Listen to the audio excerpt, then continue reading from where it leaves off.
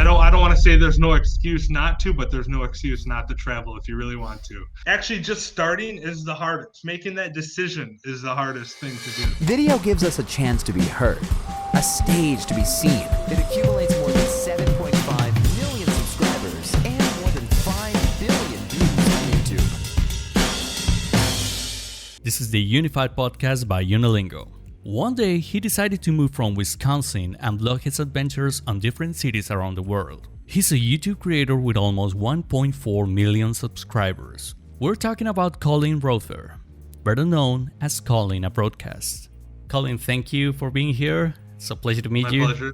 First of all, where are you now? Currently, I'm in Egypt. In Egypt? Yeah. I came here end of February, beginning of March, and I kind of had an idea that at that time I probably might be stuck here. So currently I'm stuck here. However, it's fine because I'm just chilling, you know. I plan on coming to Canada at some point. When that is, I don't know, but I'll definitely make my way up to Toronto and say what's up to you guys. Legend says he turned the dollar store into the penny store. You know, that's a long story. Long story short, yeah, going into the dollar stores and bargaining with them tooth and nail. No, I'm just kidding. But yeah, pretty funny. For all people that is new to the experience, they watch your videos and they say like, how can he do that? That's something that really interested me when I first went to China. Just being able to go into the markets and just pretty much naming your own price, and that's something that kind of really stuck with me. This is crazy, and this is nothing I've ever even seen on YouTube before, because one of my main reasons of moving to China and going to Asia and whatever was to have something to make video content about, meaning I wanted to make travel videos.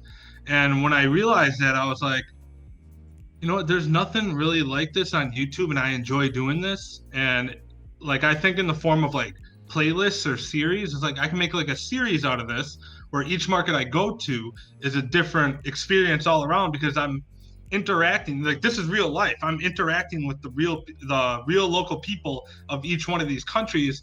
And that's something that I really enjoy, is being able to interact with people from all different types of cultures, especially in a business setting, because when you're in a business setting, I feel like that's when the realness of the culture comes out in people, and you really get to learn a lot through that. And you learn a lot about the country and how the culture is just in general, pretty much is what I'm saying. So it's definitely something that I've been doing these past few years, and just been trying to improve on doing that and everything. So it's been a real blast so far.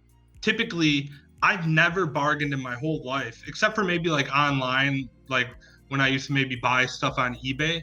Other than that, I would never bargain in my whole life. And going into these cultures in Asia where it's expected to bargain, and if you don't bargain, then you're getting ripped off. I say ripped off because it's just you're expected to bargain, and they set the price high with the expectation that you're gonna give them a lower price so they can hit their profit margins at a decent price, right?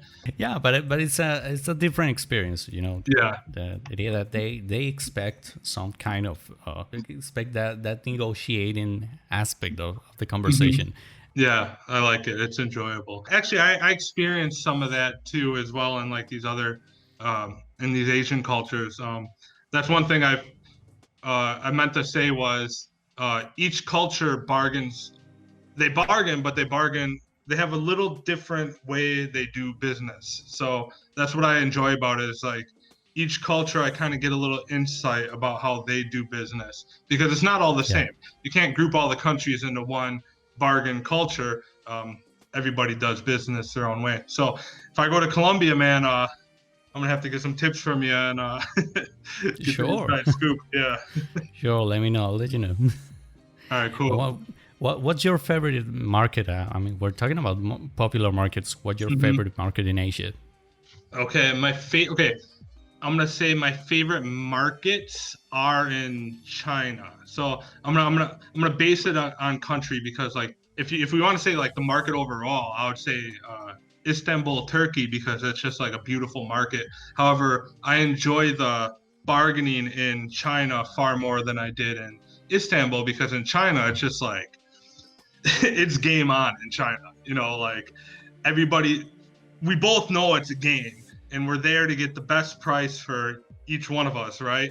And you just go hard, and that's what I like, is the bargaining works. It's like hard as hell. Like, all right, let's do this. Boom. It's a game. It's a challenge for me. You know what I'm saying? So, my favorite country to bargain would be in China.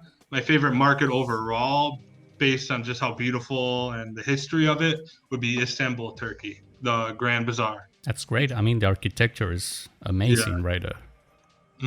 Absolutely, yeah.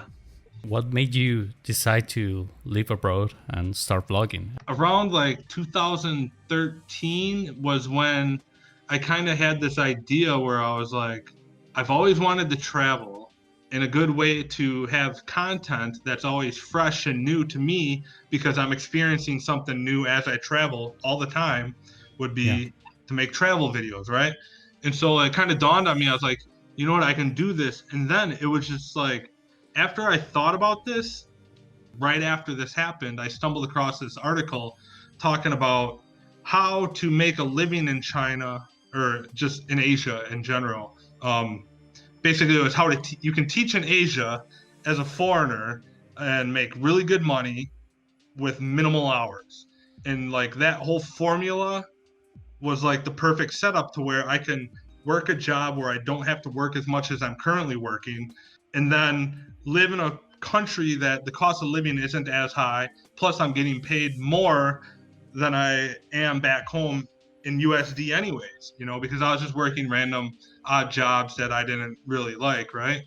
And so it's kind of the perfect formula to where I was like, all right, I have this time to where I can focus on doing what I want to do, is create videos and hopefully grow a YouTube channel out of it. And it kind of just all, so from 2013 to 2015, I kind of was like researching everything, and I kind of made the jump, or I made the jump in 2015 to actually go and do it. So that's quite opportunity, because for a lot of people, it's a great challenge to just get to adapt to a new culture and to learn the language and start working. This allows you to do a lot of new stuff and to learn. Yeah, and you're right. Immigrating and learning the language, it's a huge one. Language barrier is a huge one, especially if you go to a country where they don't speak your native language as well. And it was a rough 2-3 years, but made it work. And the thing is, like, there's technology these days to where, like, if you need to, you can get what you need, like Google Translate. You got apps in English or your whatever native language anybody wants to move. It's far different than if you were going to do it in like the 90s, right? Yeah. So that's what I tell people. Like, they're like, oh, aren't you scared of traveling and blah blah blah, like what happens when this happens? It's like technology is at a point where it's super insanely convenient for you to travel. Any like worries you have, you're overstating them in your own mind before you even go there, because once you get there, you're gonna realize, oh, this isn't hard at all. You know what I'm saying? This isn't the 90s anymore, to where you need to read a dictionary, like a physical dictionary, translating whatever. So I don't want to say there's no excuse not to, but there's no excuse not to travel if you really want to. So, and you're right. Like the actually just starting is the hardest. Making that decision is the hardest thing to do.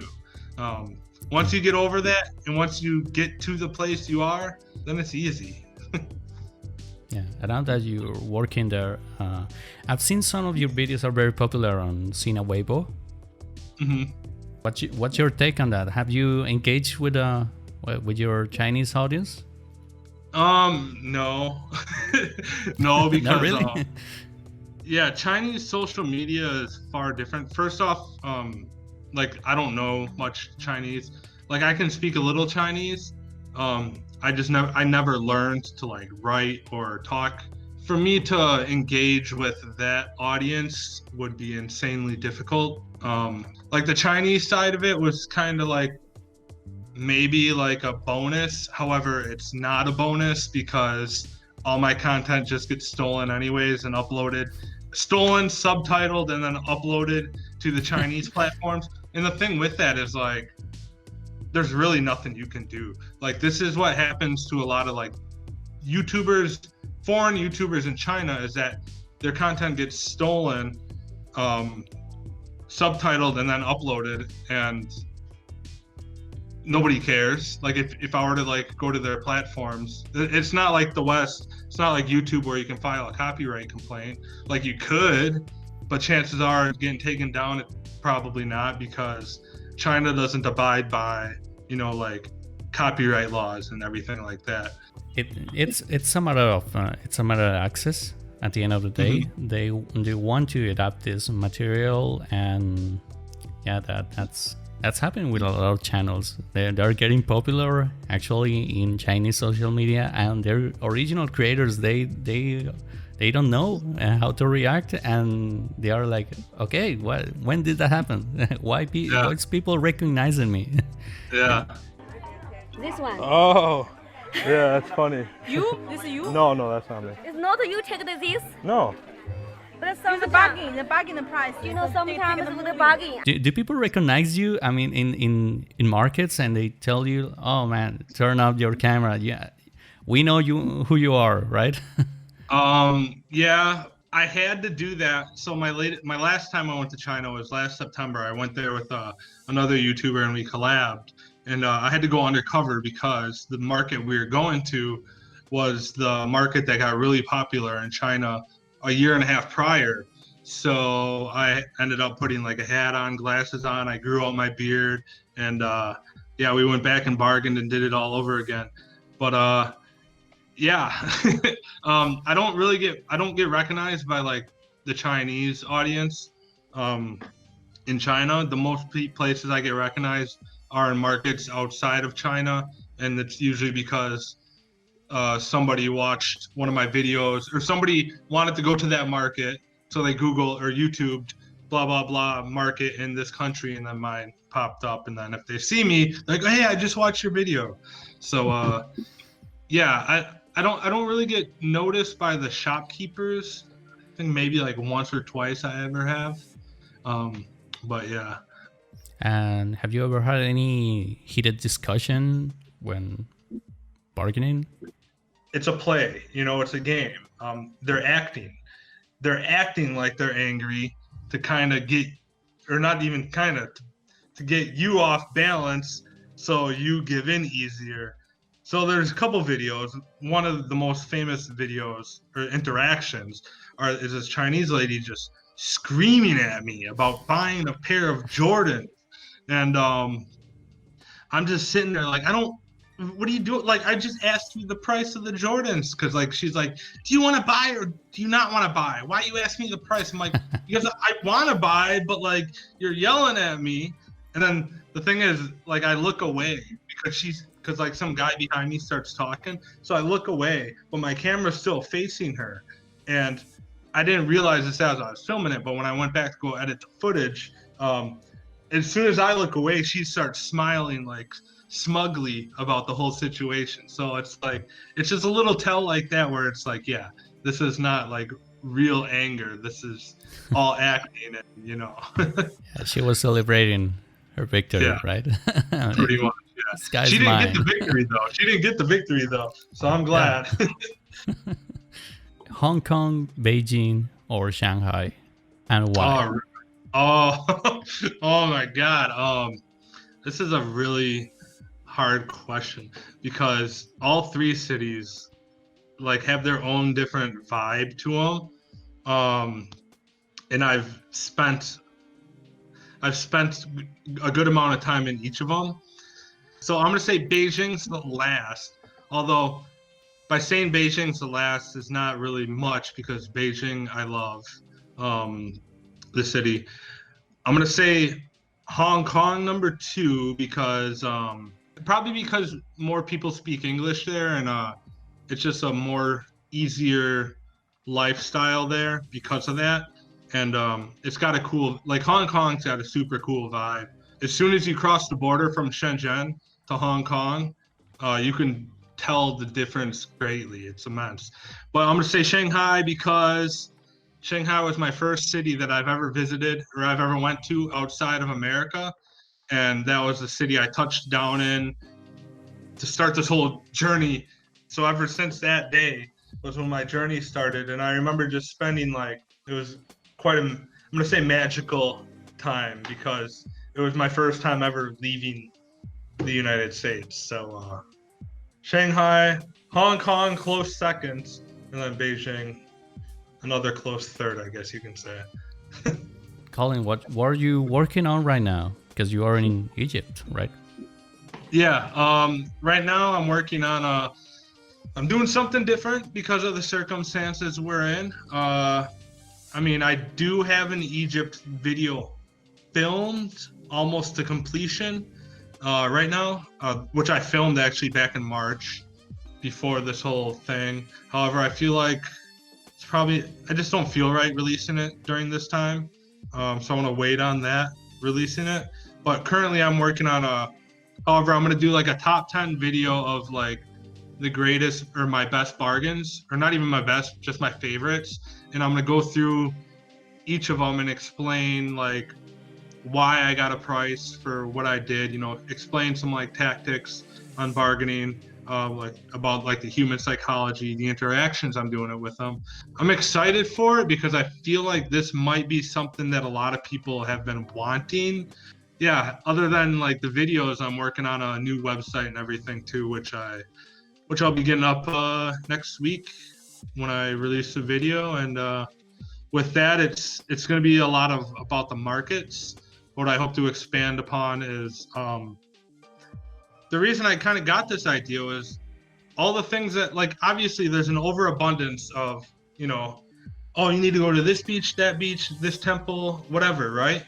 But every time I search for something regarding markets and nightlife and maybe some music that's like maybe a concert or where to listen to maybe like techno or I don't know what DJ plays hip hop in what club kind of thing, like there's not like good information on that. And so that's something that always frustrated me.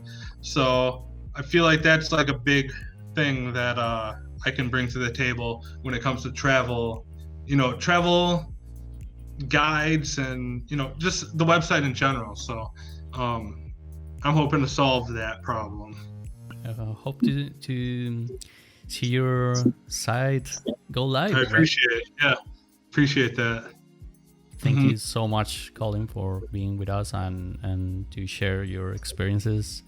And I hope to see you soon again. I mean, after the lockdown. Yeah. I appreciate you guys having me. It was a real pleasure talking with you on here. So, and I'll definitely be up in Toronto, and I'll hit you guys up, and we'll go grab a beer or something. So that would be awesome. Awesome, man. All right. Thanks so much, Collin. All right, man. Later. And that's our time now, guys. Thank you so much for watching, and I'll see you in the next one.